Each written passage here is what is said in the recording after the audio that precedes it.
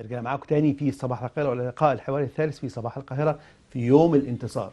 حقيقة انه مفيش بيت مصري، يا اما جارك يا اما في الشارع يا اما في الحارة، مفيهوش بطل من ابطال حرب اكتوبر. مفيش نموذج محاكاة عظيمة جدا لهذه الابطال العظيمة اللي رجعت لنا ارض، اللي دايما نقعد حول المدفأة في ليالي الشتاء نستمع إلى روايات الأبطال العظام اللي عبروا القناة وحرروا الأرض وعملوا إعجازات تروى وتظل تروى إلى ما شاء الله.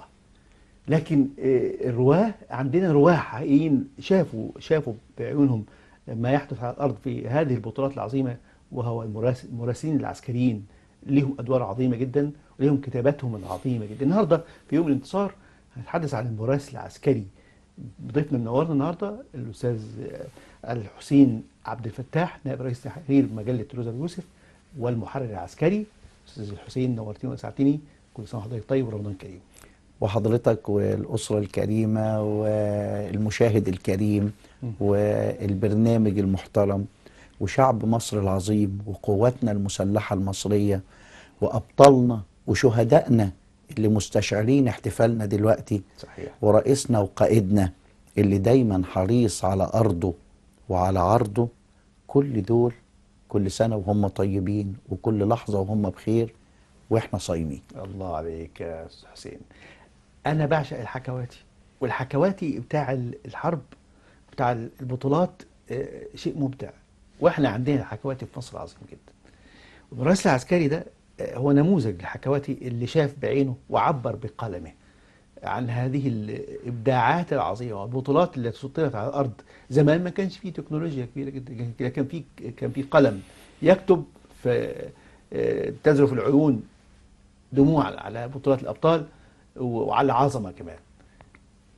ابدا منين مع حضرتك وانا هسمع؟ نبدأ من الله أكبر. الله اكبر، الله اكبر. الله أكبر اللي كان بيرددها القلب قبل اللسان.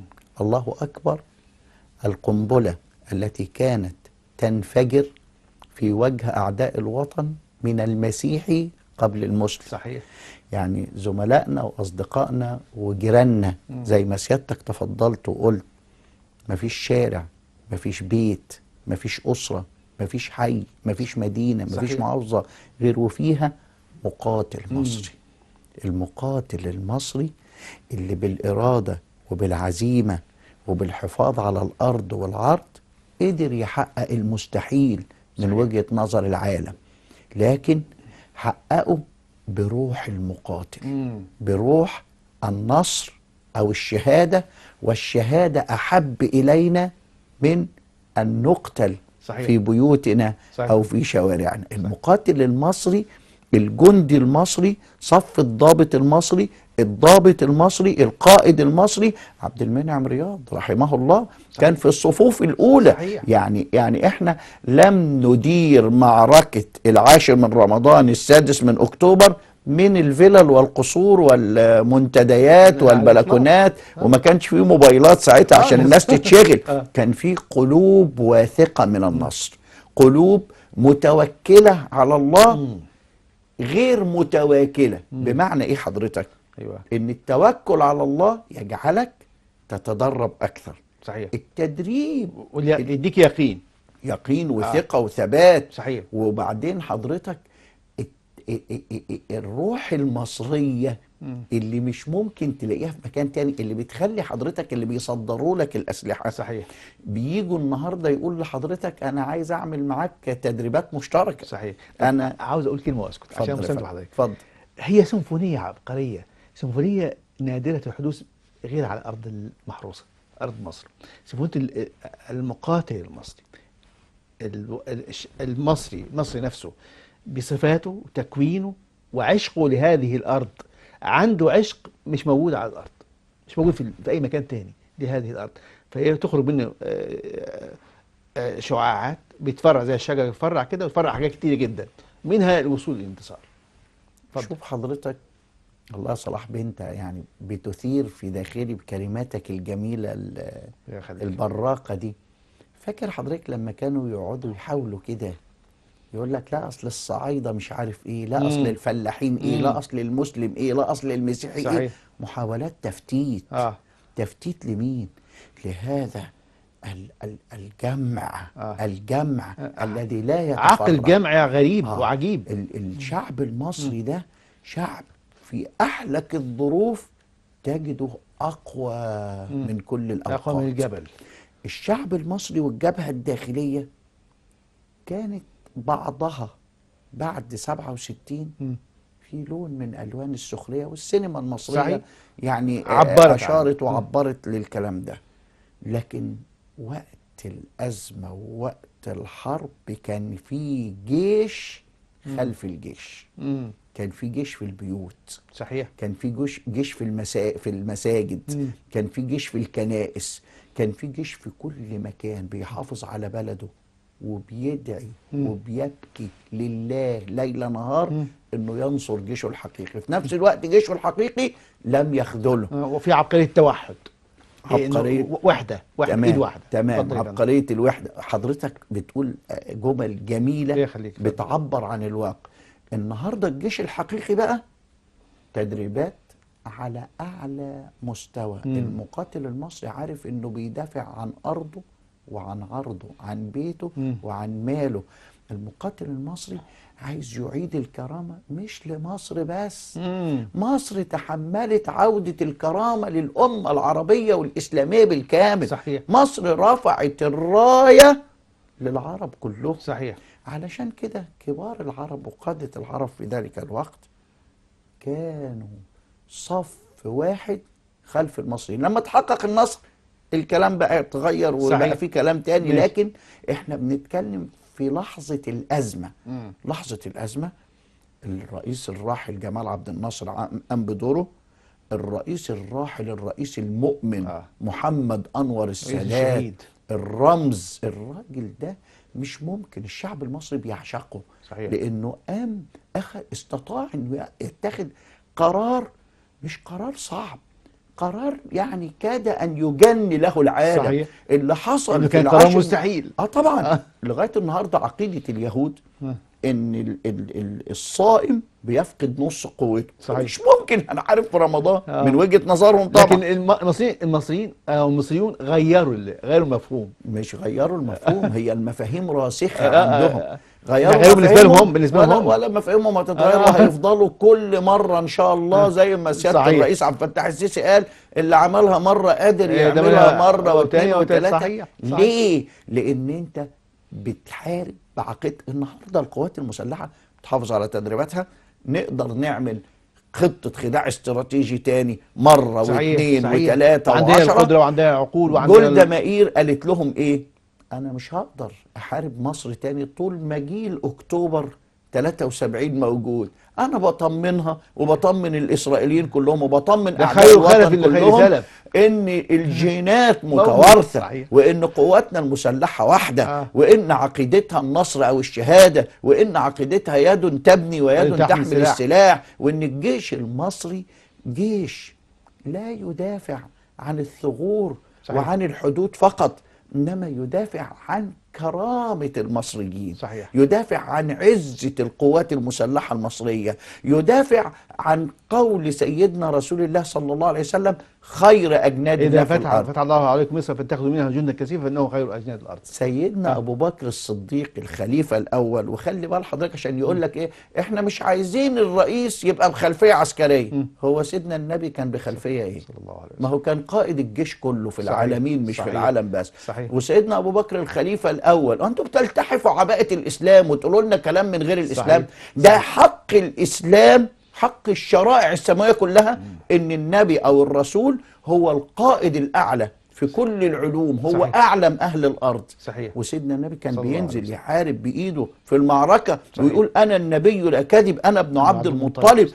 وسيدنا محمد لما في حفر الخندق كان بيشيل التراب معه وبيحفر بنفسه. سيدنا أبو بكر بعده سيدنا الفاروق عمر بن الخطاب. وكانوا بيختاروا قادة للجيش. اختاروا سيدنا أسامة بن زيد وعنده 16 سنة وكان قائد على كبار الصحابة. هي دي مصر الحقيقية. مصر التحمت راية الإسلام بجد. واللي مر فيها جميع الشرائع، واللي صحيح سيدنا صحيح عيسى جه صحيح. مصر وادخلوها بسلام آمنين. واللي سيدنا موسى جه، ولما سيدنا موسى سأل ربنا وقال له عايزين ناكل وعايزين، بيقولوا يا رب اهبطوا مصر عايزين فإن كذا، لكم ما قال له سألتم. اهبطوا مصرا فإن لكم ما سألتم. آه. وسيدنا عيسى في المسيرة العائلة والممر المقدسة. بتاع العائلة المقدسة، الرحلة لم يؤتمن عليه إلا في مصر، لأن ما فيش نبي بيمشي كده، صح ده طبعا. بيبقى وحي طبعا ليه. طبعا. فربنا اللي دخله مصر علشان مصر الأمن والأمان، وستظل بإذن إلى أن الله تقوم الساعة. بتضافر جهود الجبهة الداخلية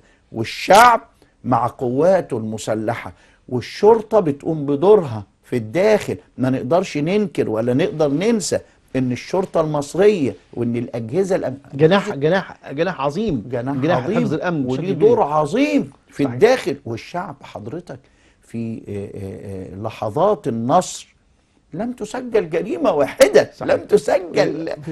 يعني شوف التكاتف والتضافر الجهود بين المصريين دول جبابرة. والله المصريين والله. دول يعني عتاة يعلموا في التاريخ. الدفاع عن الحق. يعلموا التاريخ. طب ده ياخدني أستاذ حسين إلى الثوابت الوطنية.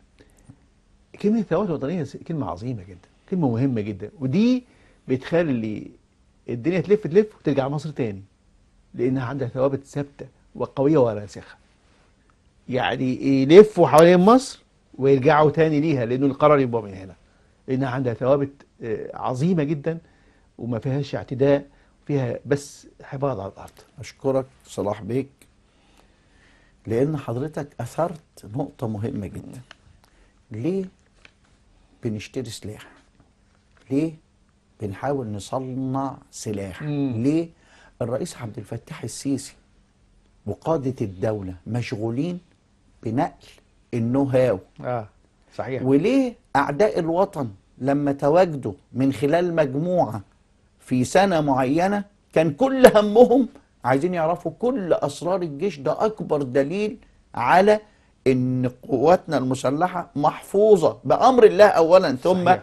بأبنائها المخلصين اللي بره هيتجننوا علشان يعرفوا، لدرجة إنهم قعدوا في فترات كثيرة يساعدوا مجموعات معينة عشان تعتلي صحيح. السلطة. صحيح. وكان كل همهم البلتاجي يبقى رئيس مخابرات، مش عارف مين يبقى ايه، وبعدين مجموعة الظلامية الميزانية فين، الايه. معنى كده انهم مش قادرين يحصلوا على الكلام ده. صحيح. معنى كده ان احنا الحمد لله على ارض راسخة وعلى صحيح. ارض ثابتة، واسرار جيشنا الحمد لله مع اولادنا. مع اولادنا مين؟ المخلصين. القوات المخلصين المخلصين. صحيح. ما هو سيدنا ابو بكر لما سيدنا النبي قال إذا فتح الله عليكم مصر فاستوصوا بأهلها خيرا واتخذوا منها جندا كثيفا فإنهم خير أجناد الأرض. قال له لما يا رسول الله؟ اشمعنى الجماعة دول كل شوية تقول لنا مصر مصر، تقول لنا الجند الغربي، وتقول لنا بلد يذكر فيه القيراط، احنا بنبيع الأرض بالقيراط والفدان. فسيدنا النبي قال له ايه؟ صلى الله عليه وسلم إنهم لفي رباط إلى يوم القيامة. الله على الجمال. الرباط ده اللي بيخليني اروح الكنيسه في الاعياد بتاعتهم، اقول لهم كل سنه وانتم طيبين. واللي بيخلي في رمضان يبقوا موجودين معانا ويصوموا معانا في كل مناسبه دينيه بيقولوا لنا كل سنه وانتم طيبين. وفي نفس الوقت بننصحهم وبينصحونا، بنخاف عليهم ويخافوا علينا. ليه؟ لاننا في الاخر في بلد واحد، وسيدنا النبي لم يمنعنا عن هذا، بل بالعكس، ده سيدنا النبي قال من آذى ذميا فقد أذاني.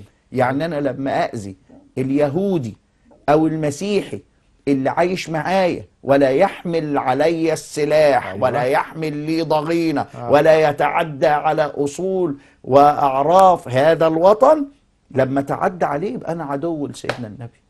ده من محبة سيدنا النبي إن أنا التزم باللي سيدنا النبي علمه لنا، من آذى ذميا فقد أذاني. عشان كده الخندق الواحد كان بيشيل الجندي المصري المسلم أو المسيحي بيدافعوا عن أرض واحدة وعن وطن واحد. صحيح. المصريين في حرب العاشر من رمضان السادس من أكتوبر كانوا بأسلحة بسيطة. صحيح. لدرجة إن العالم اتهم مصر بالجنون لو دخلت المعركة دي. صحيح. لأنهم مخترقين وسلاحهم ضعيف وخارجين من هزيمه صحيح، نكراء، صحيح. والشعب المصري كده انت ومانع بتضحي ومانع مائي وخط بارليف كل حاجه. ونابالم وايه ده بقى، اشكرك. ايه ده بقى، ايه ده النهارده بقى. حضرتك العالم بيدرس في المعاهد العسكريه يدرس هذه الكليات البطوله. العالميه اللي المقاتل المصري قام بيه. لما بيدي لك سلاح بيجي يتدرب معاك تدريبات مشتركه، ولما يبقى معدي من على مصر كده يقولوا النبي يا جماعه لو سمحتوا انا عايز اعمل يعني تدريبات عابره كده يوم ولا اتنين علشان نستفيد من المقاتل المصري. المقاتل المصري اللي صنع اللي شال المدفع فوق ظهره وصعد بيه 20 متر 20 واكتر متر في فوق ده، ساتر التراب. يعني فوق خيال البشر.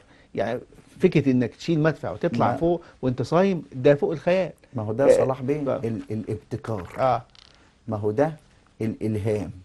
ما هو ده النصر اللي تحقق بامرين: بالروح لما فضيلة الامام الاكبر الشيخ عبد الحليم محمود، ولما الشيخ محمد خليل الخطيب، ولما علماء الازهر والاولياء قالوا للرئيس السادات اعبر، فقد راى احد الصالحين سيدنا رسول الله صلى الله عليه وسلم يقود جيش من الملائكة ومن أهل ابناء الأزهر والعلم ومن قواتنا، هو القائد المتقدم في رؤية. فالروح المعنوية ارتفعت والروح الإيمانية ارتفعت. صحيح.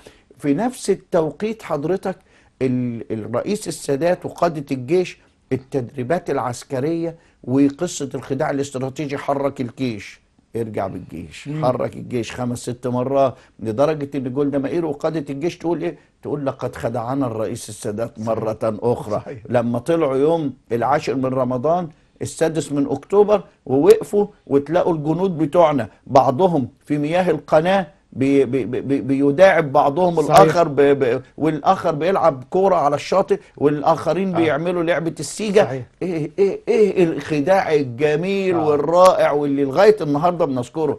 كان ليا احد الابناء العمومه عمي كان نقيب في المشاة، وبعدين بيقول لي انت لو شفت بعينك الجندي المصري اللي معاه كسرة خبز واللي معاه شوية مية في الزمزم ولا مش عارف ايه، وهو داخل على خندق مكتظ بأحدث الأسلحة وبأحدث التكنولوجيا وعندهم المعلبات ايه، وهو ممكن يكون خلص القنابل اليدوية اللي معاه فمسك أي علبة أو زلطة ويقول لهم تشك يعملها قنبلة يقوموا يجروا زي الأرانب.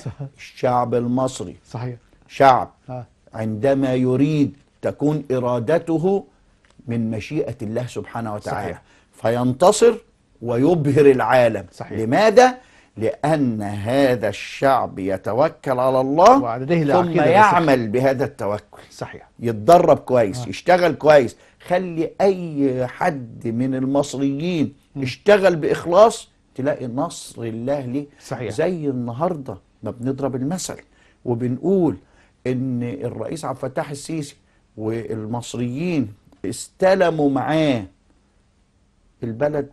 صحيح. لكن شرعنا بنا هتكون لنا حكايات تانية معاك ان شاء الله، لكن الوقت دهمنا. استاذ حسين عبد الفتاح الرئيس تحرير جريدة روزا اليوسف، نورتيني وسعدتيني في يوم من ايام الانتصارات. شكرا جزيلا لحضرتك، كل سنه وحضرتك طيب. شكرا لحضرتك المشاهد الكريم، وربنا ينصر مصر على الدوام. يا ورمضان كريم. الله اكرم، الله اكرم. الكلام دي كانت نهايه حلقتنا النهارده في صباح القاهره في يوم الانتصار العاشر من رمضان، يوم البطولات والانتصار والعبور العظيم. ده كانت لقاءاتنا وتقاريرنا. هسيبكم دلوقتي في تقرير مع للزميله امنيه شيمي والزميله هند سلام حول نصر العاشر من رمضان. اسيبكم في امان الله.